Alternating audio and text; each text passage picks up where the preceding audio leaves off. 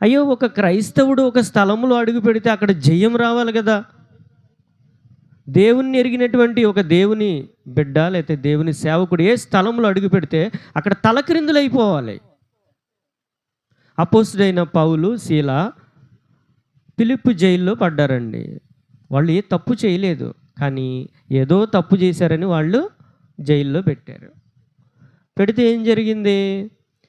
చాలా దెబ్బలు కొట్టారు, బొండ వేసి బిగిచ్చారు, చెరసాల్లో వేసేశారు వాళ్ళని.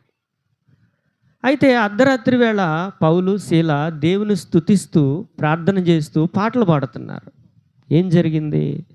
మహా భూకంపం కలిగి చెరసాల పునాదులు కదిలి చెరసాల తలుపులన్నీ తెరవబడి అందరి బంధకాలు, ఇది అద్భుతం అంటే, అందరి బంధకాలు ఊడి కింద పడిపోయినాయి. ఒక నిజమైనటువంటి ఒక సేవకుడు ఒక స్థలములో, ఒక గృహములో లేదా ఒక సంఘములో ఉంటే అక్కడ ఉన్నటువంటి ప్రజల యొక్క బంధకాలు ఊడి పడిపోతాయి అంతే. వారి యొక్క ప్రార్థనా జీవితాన్ని బట్టి, విశ్వాస జీవితాన్ని బట్టి వారి యొక్క బంధకాలన్నీ తెగి కింద పడిపోయినాయి.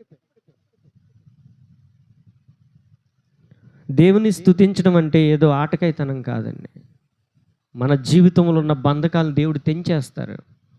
నీ హృదయం అంతటితో ప్రభువా అని నువ్వు ప్రార్థన చేస్తే, అయ్యా నేను ఈ స్థితిలో నుండి బయటికి రాలేకపోతున్నాను, నన్ను ఈ బంధకాల నుంచి విడిపించండి, నీకు సాక్షిగా నేను బ్రతుకుతాను అని నువ్వు ఒక ఒప్పందం చేసుకుంటే దేవుడు నిన్ను బంధకాల నుండి విడిపించేస్తారు, పునాదులు కదిలించేస్తారు దేవుడు. వాస్తవం అండి. దేవుని బిడ్డలు ఒక కఠినమైన స్థలానికి వెళ్ళినప్పుడు అక్కడ దేవుని వెలుగును అనేకులు చూస్తారు.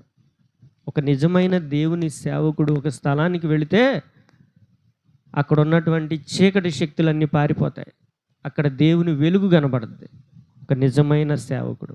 చూడండి, గొప్ప ఇంటిలో వెండి పాత్రలు, బంగారు పాత్రలు ఉన్నాయి, మట్టి కొండవి కూడా ఉన్నాయి. ఘనమైనవి ఉన్నాయి, ఘనహీనమైనవి కూడా ఉన్నాయి. ఒక ఘనమైన దేవుని చేతిలో వాడబడుతున్నటువంటి ఒక ఘనమైన వ్యక్తి ఒక స్థలంలో అడుగు పెడితే అక్కడ ఎలా ఉంటుందంటే పునాదులు కదిలిపోతాయి. ఏ పునాదులు? మన ఇంటి పునాదులు కాదు, అపవాది యొక్క పునాదులు కదిలిపోతాయి. అపవాది తెస్టేసి కూర్చుంటాడు మన హృదయాల్లో, మన జీవితాల్లో కూర్చుంటాడు. ప్రార్థన చేయనివ్వడు, దేవునికి లోబడనివ్వడు, ఊరు మీద తిప్పుతూ ఉంటాడు మనల్ని. అలాంటి బంధకాల నుంచి దేవుడు విడిపిస్తారు. బంధకాలు ఊడి కింద పడిపోతాయి, పునాదులు కదిలిపోతాయి.